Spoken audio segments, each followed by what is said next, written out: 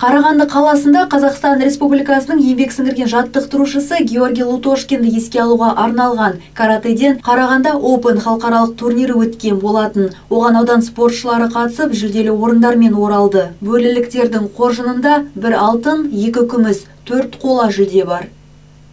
Аталған жарысқа Башқұртстан Республикасы, Қарағанды, Жамбыл, Маңғыстау, Жетісу, Қызылорда, Ақмола, Ақтөбе, Шығыс Қазақстан, Солтүстік Қазақстан, Батыс Қазақстан облыстарынан және Астана, Шымкент қалаларынан 500-ге жуық спортшылар қатысып, бақ сынасты.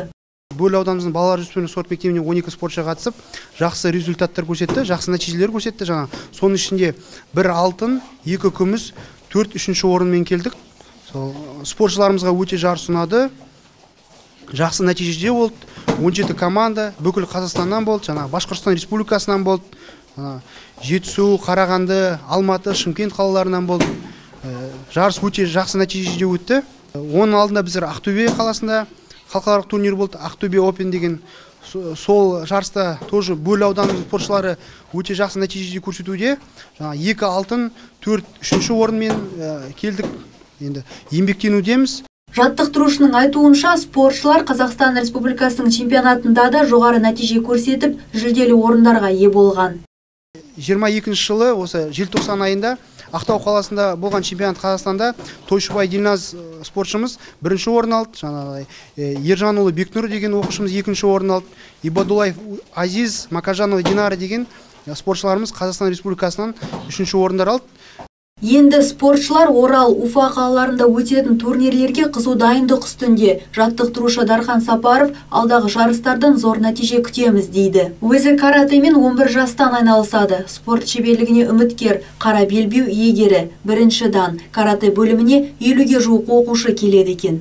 Осы білген тәжірибемді келешек осы жас ұрпаққа үйретудемін.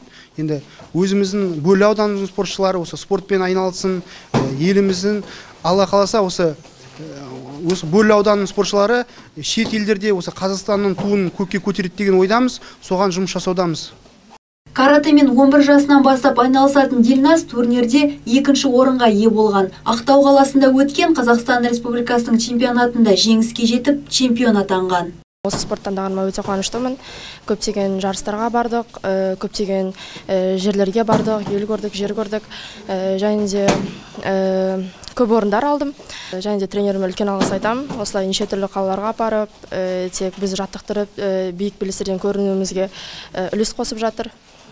Бөлелік спортшылар халықаралық, республикалық турнирлерде аудан намысын қорғап келеді. Осы орайда сенім артып, қолдау білдірген ата-аналарға, мектеп басшыларына өз алғысымды білдіремін дейді Дархан Сапаров.